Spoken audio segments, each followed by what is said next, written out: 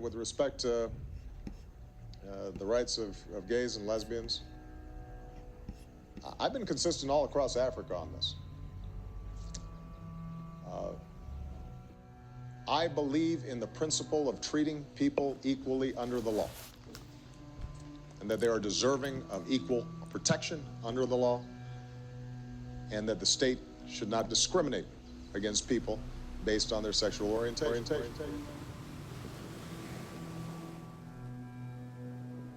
In Africa, the subject of gay rights is always seen as barbaric, and the talk of same-sex has always been a topic that is frowned, something the wider local community sees as a taboo and the society is yet to come into terms with as it evolves. For this matter, Africa has always been seen as an outlandish continent when it comes to matters that concern the gay community. So much so that when an African leader of an affected country sets foot in the global limelight, it's always an opportune moment to ask, when will this change?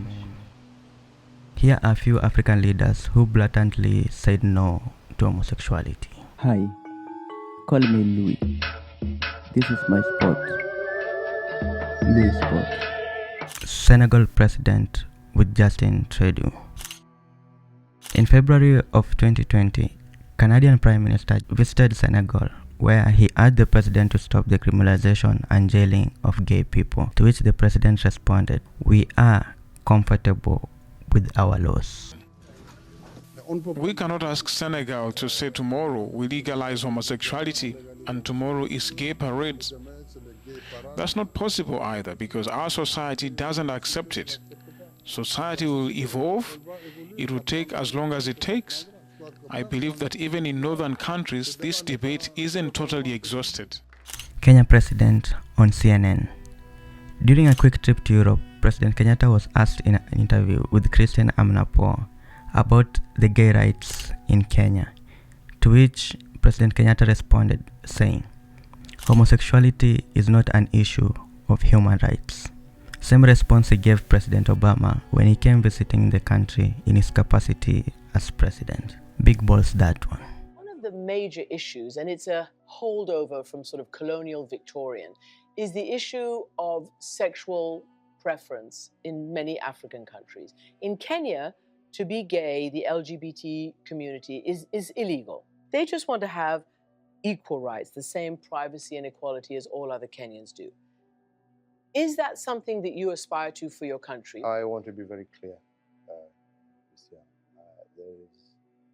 I will not engage in a subject that is of no, it is not of any major importance to the people and the Republic of Kenya. This is not an issue, as you would want to put it, of human rights. This is an issue of society, of our own base as a culture, as a people, regardless of which community you come from. This is not acceptable. This is not agreeable. This is not about Uhuru Kenyatta saying yes or no. This is an issue of the people of Kenya themselves, who have bestowed upon themselves a constitution, right, after several years, have clearly stated that this is not a subject that they are willing to engage in, yeah, at this time and moment. In years to come, possibly long after I'm president, who knows? Maybe our society will have reached a stage where those are issues that people are willing, freely and open to discuss. I have to be honest with you. And that is the position that we have always maintained. Those are the laws that we have, and those are laws that are 100% supported by 99% of the Kenyan people, irregardless of where they come from. The fact of the matter is that Kenya and the United States, we share so many values, but there are some things that we must admit we don't share. Our culture, our societies don't accept. It's very difficult for us to be able to impose on people that which they themselves do not accept. This is why I repeatedly say that for Kenyans today, the issue of gay rights is really a non-issue. We want to focus on other areas that are day-to-day living for our people. But as of now, the fact remains that this issue is not really an issue that is on the foremost mind of Kenyans, and that is the fact. Rwanda President's speech on Cultural Day. In his speech at Rwanda Cultural Day, convened in San Francisco, a member of the audience rose to ask the president if LGBT community is part of the future for Rwanda, to which President Kagame responded, saying, "Homosexuality has not been our problem, and we do not intend to make it our problem."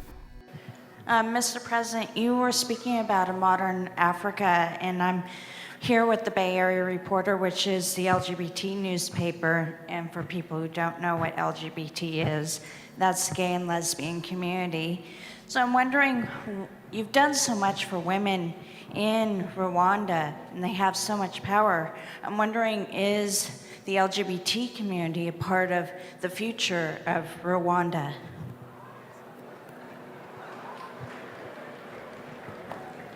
Well, I don't know if I understood what you just asked, but I guess I understand. I have understood. But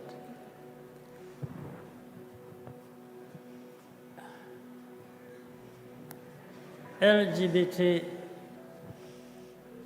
Homosexuality. yes, it hasn't been our problem.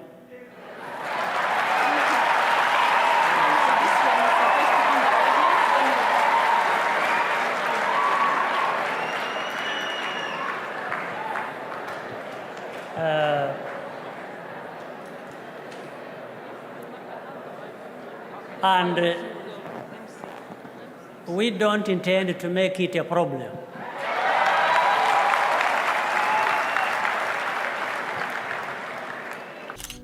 Zambia President on Sky News. In December of 2019, in an exclusive interview, Sky News special correspondent Alex Crawford talks to the then president of Zambia, Edgar Lungu, about the US ambassador remarks on a gay couple who have been imprisoned. When asked about this, he responds saying, "Why should we be forced to do it, to be seen as smart and civilized? Even animals don't do it." We are saying no to homosexuality. Why should you say we're going to be civilized if we only allow it? Are you saying we are very primitive now because we are frowning upon homosexuality? Even animals don't do it. Why should we be forced to do it because we want to be seen to be smart, to be seen to be civilized and advanced and so on? A retraction or apology would do, but I don't know, to be honest with you, how far this matter will go. Because already you're tying it to aid. If that is how you're going to bring your aid, then I'm afraid the Western can leave us alone in our poverty, and we will continue scrounging and struggling and see how we can get going. For me, I think they're sick. That's how I see it, but they need help. The fact that they've gone to jail probably is one thing, but help should be rendered to them. A pardon could be considered, but not in the manner that the ambassador is coming out, like insulting the collective wisdom of the Zambian people and the sovereignty of this state. You don't do that. Uganda President on CNN. After signing an anti-gay bill into law, President Museveni appeared on CNN. When asked of his actions, he simply responded by saying, "Homosexuals are disgusting." People, even if they may not be the majority, regard it as their right to have free choice in choosing who they love, who they want to have sex with, and don't believe that the state should get involved. It's not the state, it is the society. But you signed it into law. Yes, but I'm acting on behalf of the society. I'm not, it's not just the state, it is the society. And that's why I would like to advise the Europeans and the Western groups that this is one area which should be a no-go area, because if they want real confrontation with us, this is one area they are not going to make our people budge. Okay, they have told us, and we have told them, and they are the ones who provoked it in the first place. But what about the equality of an individual, as the Western countries would argue, to have the right to choose what they want for themselves? That just by virtue of being a human being, they have certain human rights, and one of which is to express themselves freely in the way that they choose. We cannot accept that behaving unnaturally is a human right. I Why was not? I was regarding it as an inborn problem. A genetic link to homosexuality. Genetic distortion. That was my argument. But now our scientists have knocked this one out. And once you argue that it is a question of choice, then really you have lost the argument as far as these Ugandans are concerned. Do you think that by signing the bill, you're taking Uganda backwards? Not at all, not at all. Uganda is where it has always been. The Uganda have never supported our society since time immemorial, have never supported homosexuals.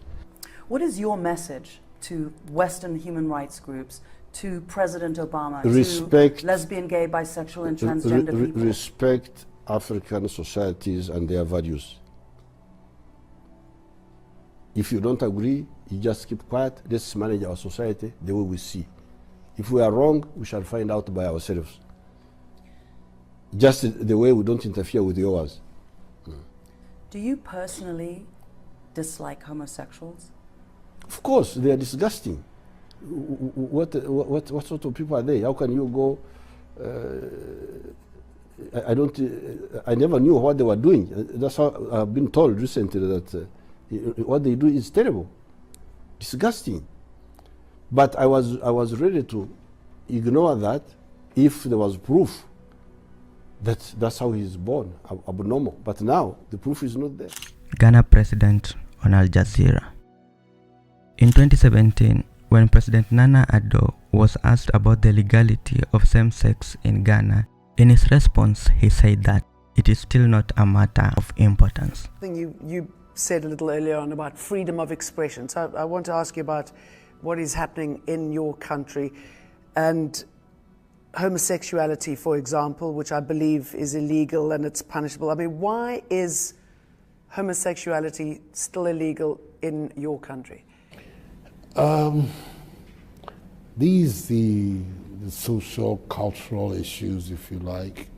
I don't believe that in Ghana so far a sufficiently strong coalition has emerged, which is having that impact on public opinion that will say, change it. Let's then have a new paradigm in Ghana. Is that something you would get behind? I think that it is something that is bound to happen. And when that happens, what's going to provoke it? What's going to make it happen? Oh, it's the activity, like elsewhere in the world. Like elsewhere in the world, the activities of individuals, of groups. I grew up in England. I went to school as a young boy in England, and I grew up at a time in England when homosexuality was banned there. It was illegal, and I lived a period when British politicians thought it was anathema even to think about changing the law, and then suddenly the activities of individuals, of groups, a certain awareness, a certain development grew and grew and grew stronger, and it forced a change in law. I believe that those are the same processes that will bring about changes in our situation. At the moment, I don't see that in Ghana there is that strong current of opinion that is saying this is something that we need to even deal with. It's not so far a matter which is on the agenda. This will later be reiterated years later when in 2021, during a church function where President Nana openly declared that no same-sex marriage will ever be legalized during his tenure as president. And let me in conclusion stress again that it will not be under the presidency of Nana Addo Dankwa Akufo-Addo that same-sex marriage will be legal. That same-sex marriage will be legalized in Ghana. It will never happen in my time as president. Mugabe at the UN Assembly. While addressing the United Nations General Assembly in September of 2015, then Zimbabwe president made it clear to the world that Africa was not in the business of same-sex, saying, "We reject attempts to prescribe new rights that are contrary to our values, norms, traditions, and beliefs. We are not gays. Nowhere does the Charter arrogate the right to some to sit in judgment over others in carrying out this universal obligation. In that regard, we reject the politicization of this important issue and the application of double standards to victimize those who dare think and act independently of the self-anointed prefects of our time.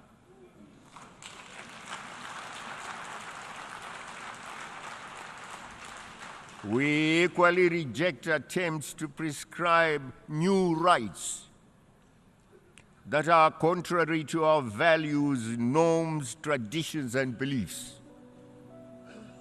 We are not gays. Yaya Jammeh of Gambia had this to say. Africans have never been homosexual. We have never seen homosexual frogs. I have cattle, I've never seen homosexual gay cattle. And homosexuality is detrimental to human existence.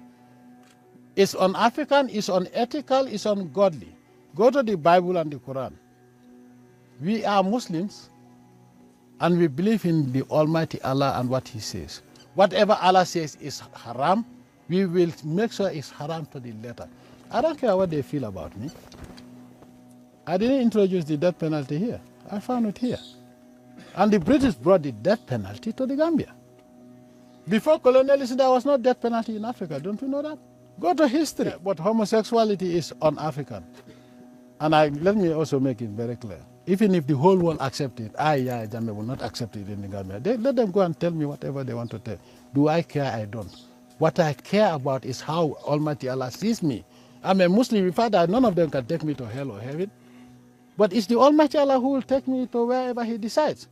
And homosexuality would never be accepted in this country. They can call me any name. Do I care? I don't.